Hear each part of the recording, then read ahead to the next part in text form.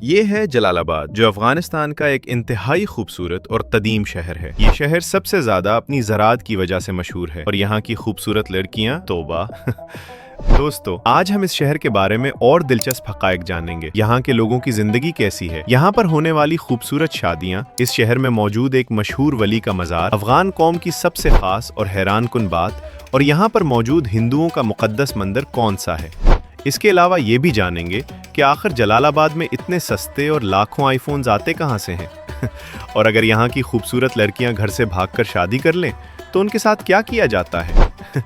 ان سب کے ساتھ ساتھ ایسی بہت سی دلچسپ اور حیران کر دینے والی معلومات آج ہم جلال آباد کے بارے میں جاننے والے ہیں۔ یہ ویڈیو انتہائی دلچسپ اور چونکا دینے والی ہے، اس لیے اسے آخر تک لازمی دیکھیں۔ جلال آباد افغانستان کا ایک انتہائی قدیم اور تاریخی شہر ہے، جسے ماضی میں ادینہ پور اور ناگرا ہارا کے ناموں سے جانا جاتا تھا۔ جدید جلال آباد کی بنیاد مغل بادشاہ اکبر اعظم نے تقریباً 1560 عیسوی کے آس پاس رکھی، اور اس شہر کا نام اکبر اعظم کے بیٹے جلال الدین کی نسبت سے جلال آباد رکھا گیا۔ یہ شہر تقریباً 122 مربع کلومیٹر کے رقبے پر پھیلا ہوا ہے اور یہاں 3 لاکھ سے زائد آبادی رہائش پذیر ہے۔ جلال آباد آبادی کے لحاظ سے افغانستان کا 5واں بڑا شہر ہے۔ یہاں کے لوگ انتہائی سادہ مزاج، مخلص اور مہمان نواز ہیں۔ جلال آباد مشرقی افغانستان کا سب سے بڑا معاشی اور سماجی مرکز سمجھا جاتا ہے۔ یہ شہر کابل سے پاکستان کے سرحدی شہر طورخم جانے والے مرکزی راستے پر واقع ہے۔ اسی وجہ سے تجارتی اعتبار سے یہ افغانستان کا تیسرا اہم ترین شہر مانا جاتا ہے۔ اس شہر میں سڑکوں کے کنارے بڑے بڑے ڈھابے اور ہوٹل موجود ہیں، جہاں پاکستان اور افغانستان کے درمیان سفر کرنے والے ٹرک ڈرائیورز اور ٹرانسپورٹرز قیام کرتے ہیں۔ ان ہوٹلوں میں عموماً نمکین، روش، دمبے اور بکرے کے گوشت کے پکوان ہی دستیاب ہوتے ہیں، جو یہاں کی روزمرہ زندگی کا اہم حصہ ہیں۔ جلال آباد کے ساتھ افغانستان کے 2 مشہور دریائے کابل اور دریائے کنڑ بہتے ہیں۔ خوشگوار موسم اور سرسبز باغات کی وجہ سے افغان بادشاہوں کو یہ شہر بے حد پسند تھا، یہاں تک کہ تیمور شاہ درانی بھی اپنے دور حکومت میں سردیوں کا خوبصورت وقت جلال آباد میں گزارتا رہا۔ شہر کے وسط سے ایک بڑا اور مرکزی روڈ گزرتا ہے، جس کے دونوں اطراف لمبے اور کشادہ بازار قائم ہیں۔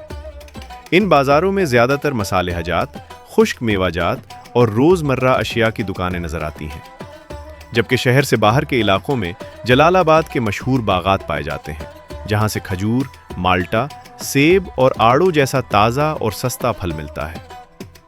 یہاں لوگ بے جھجک اپنی مرضی کا شاپر اٹھاتے ہیں اور جہاں سے دل چاہے تازہ پھل خرید لیتے ہیں۔ افغانستان کی دوسری سب سے بڑی یونیورسٹی، جسے ننگرہار یونیورسٹی کہا جاتا ہے، بھی اسی شہر میں واقع ہے۔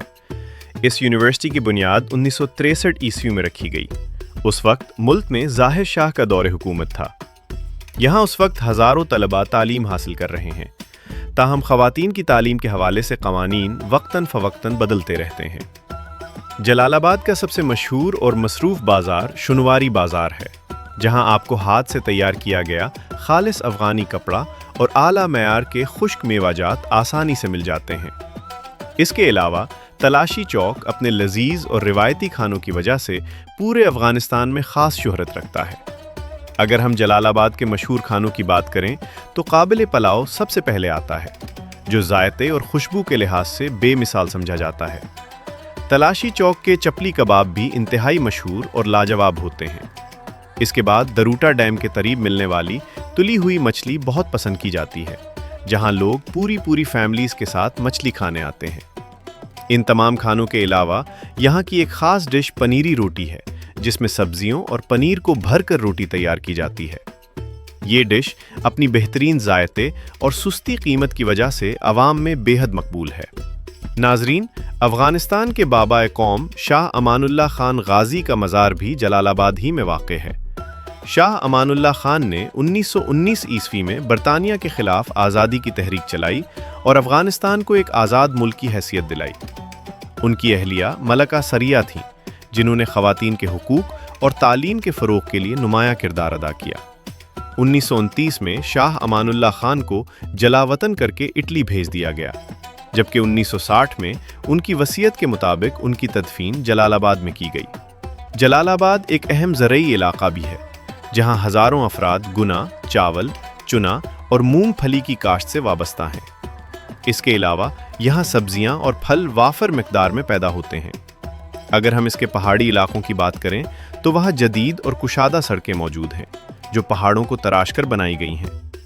ये सड़कें ना सिर्फ साफ सुथरी हैं बल्कि जलालाबाद को करीबी शहरों से भी जोड़ती हैं। जलालाबाद में सबसे ज़्यादा रश सड़कों पर नज़र आती हैं। उसके बाद कार और टैक्सियों का इस्तेमाल आम है। यहाँ बस ट्रांसपोर्ट ना होने के बराबर है, इसीलिए लोग ज़्यादातर छोटी गाड़ियों पर सफ़र करते हैं। एक दिलचस्प बात यह है कि यहाँ हर साल हज़ारों नॉन कस्टम गाड़ियाँ गैर कानूनी तौर पर दूसरे ममालिक से लाई जाती हैं, जिनकी असल कीमत करोड़ों में होती है, लेकिन यहाँ ये गाड़ियाँ चंद लाख रुपए में फ़रोख्त हो जाती हैं। इसी वजह से अब आम लोग भी अपनी ज़ाती गाड़ी रखने के बारे में सोच सकते हैं। इसके अलावा गधा गाड़ियाँ, मोटरसाइकिलें और माल बरदार ट्रक भी सड़कों पर आम नज़र आते हैं। अगर आने वाले बरसों में अफगानिस्तान किसी बड़े जंगी या सियासी बहरान से महफूज रहा तो जलालाबाद तेज़ी से तरक्की करने वाला शहर बन सकता है। नाजरीन, आइए अब हम बात करते हैं जलालाबाद के करीब वाक़े एक हज़ारों साल पुराने तारीखी मकाम हड्डा की। ये दरअसल बुद्धमत के दौर का एक कदीम मजहबी मरकज़ था जो वक्त के साथ तबाह हो गया। यहाँ आज भी बुद्धा के मुजस्समों के आसार और मंदिरों के खंडरात मौजूद हैं। ये तारीखी मकाम जलालाबाद शहर से तकरीबन 10 किलोमीटर के फासले पर वाक़ है और अफ़गानिस्तान के कीमती सकाफ़ती विरसे में शुमार होता है। जलालाबाद में वाक़ दरूटा डैम एक निहायत खूबसूरत और मशहूर सियाहती मकाम है। ये डैम बुलंदोबाला पहाड़ों के दरमियान वाक़ है, जहाँ की ठंडी तेज़ हवाएं और पानी का दिलकश शोर हर आने वाले को अपनी तरफ मुतवज्जे करता है। लोग बड़ी तादाद में अपनी फैमिलीज़ के साथ सैर व तफरीह के लिए यहाँ आते हैं और कुदरती मनाजिर से लुत्फ़ अंदोज़ होते हैं। जब जलालाबाद और इसके मज़ाफ़ाती इलाकों में बहार का मौसम आता है तो माल्टे के बागात से उठने वाली खुशबू पूरे शहर को मुअत्तर कर देती है। यहाँ पैदा होने वाला माल्टा पूरे अफ़गानिस्तान में सप्लाई और एक्सपोर्ट किया जाता है। शहर के अतराफ में माल्टे के वसी और अरीज़ बागात मौजूद हैं। इसी तरह खट्टा खजूर फार्म जलालाबाद का सबसे बड़ा खजूरों का बाग समझा जाता है, जहाँ आला नस्ल की खजूर पैदा की जाती है जो पाकिस्तान, ईरान और दीगर हमसाया ममालिक तक बरामद की जाती है और इससे मुल्की मईशत को खासा सहारा मिलता है। जलालाबाद में एक आम मुशाहिदा ये भी है कि यहाँ कम कीमत में मोबाइल फ़ोन दस्तयाब होते हैं जो मुख्तलिफ सरहदी रास्तों के ज़रिए मार्केट का हिस्सा बनते हैं। इसी वजह से महंगे मोबाइल फ़ोन यहाँ निस्बतन कम दामों में मिल जाते हैं। जलालाबाद में आबादी की एक बड़ी तादाद गरीब और मुतवस्सित तबके से ताल्लुक़ रखती है, इसीलिए यहाँ शादियाँ भी इंतहाई सादगी से की जाती हैं। चंद करीबी रिश्तेदार बारात में शामिल होते हैं। दुल्हन सादगी से तैयार होकर निकाह के लिए रजामंदी जाहिर करती है। निकाह के बाद मेहमानों को मिठाई पेश की जाती है। जलालाबाद के लड़के हों या लड़कियां उमूमी तौर पर खूबसूरत, खुदोखाल, साफ रंगत और मजबूत कद के हामिल समझे जाते हैं। शहर में बुनियादी तिब्बी सहूलियात और अस्पताल मौजूद हैं, ताहम किसी बड़े या पेचीदा इलाज के लिए ज़्यादातर लोगों को काबुल का रुख करना पड़ता है। पूरे अफ़गानिस्तान की तरह जलालाबाद में भी ये सकाफ़ती रिवायत मौजूद है कि ख़वातीन जब घर से बाहर निकलती हैं तो पर्दे और बुरक़े का ख़ास एहतमाम करती हैं, चाहे वो बाज़ार हो या कोई और अवामी मकाम। इसके अलावा यहाँ की कुछ जगहों पर प्राइवेट पार्टीज़ होती हैं जिनमें लड़कियाँ डांस भी करती हैं और एंजॉय भी करती हैं, जबकि सिर्फ अपनी ख़ास रसूमात या त्योहारों के मौके पर। लेकिन बाज़ारों में ये सब देखने को नहीं मिलता। तालिबान भी अपने नाजायज़ शौक़ को पूरा करते हैं, लेकिन उनके बारे में एक बहुत ही हैरानकुन बात है कि अगर उनमें कोई उनकी इजाज़त के बगैर कोई लड़का या लड़की शादी करती है तो ये मौके पर ही उसे मार देते हैं। उसूलों के ये लोग पड़े पके हैं। तो प्यारे दोस्तों, बस आज के लिए सिर्फ इतना ही। अगर आज की वीडियो अच्छी लगी हो तो वीडियो को लाइक और चैनल को सब्सक्राइब कर दें। मिलते हैं इंशाल्लाह अगली वीडियो में। अपना ख्याल रखें। अल्लाह हाफिज़।